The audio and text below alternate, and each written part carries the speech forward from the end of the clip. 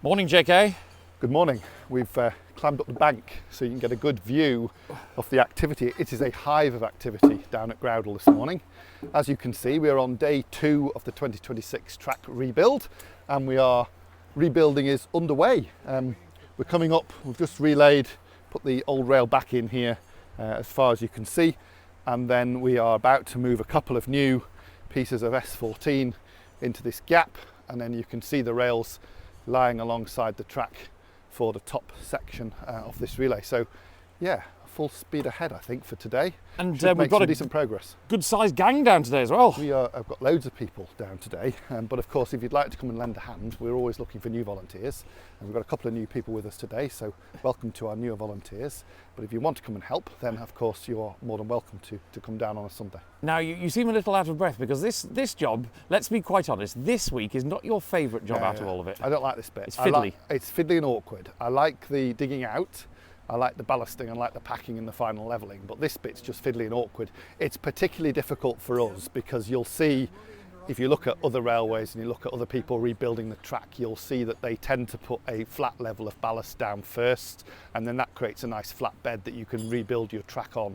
The problem we have at Groudle, and the problem we've always had at Groudle, is the access. As you can see, this is a good vantage point, but as you can see, we're right on the edge of the glen here, and there's no way we could bring dumper trucks and road vehicles down here to drop ballast and then build the track on top of it. So we're having to do it probably the way most narrow gauge railways were built way back in the day, before dumper trucks and motorised transport, and the railway gets built on the ground, the ballast gets dropped and then it gets lifted up out of it. So it's a bit fiddly and awkward with modern pandrol clips and base plates, but we are making good progress. We've got lots of people today, and hopefully we'll be well on the way to having this back together again by close of play. Excellent stuff. So what's the future weeks got in store then? Well, we've probably got another week or so of this, and then you will see us starting to bring ballast down, and we'll ballast, and that will take us a week or so to drop all the ballast onto this relay.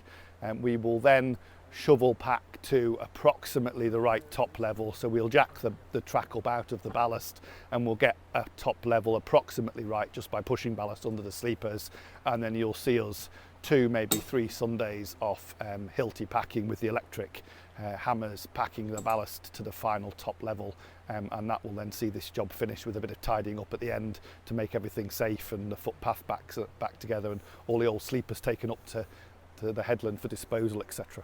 And that's your favourite job, isn't it? Because you like to titivate the ballast, you like to dust it. Final results of this, yeah. Yes. I think having done it so many times now, we know what the end result's going to be. So this is a bit like having work done on your house. It looks a mess. It feels like you're never going to get there, but we know we will get there because we've done it, time and time again. Speaking of which, finally, how many years now at Groudle for you? 94 I started, so you can 32. 30 something, yeah. And of course it's our 130th anniversary this year. We should probably mention that. 130 years of the railway and 40 years of preservation, 40 years since they started rebuilding. Yeah, 40, I can't quite work it out. It's 40 years since we reopened. 40 years since we reopened, yeah. So excellent work. You better get back to work. We'd better get back to work, Alex, thank you.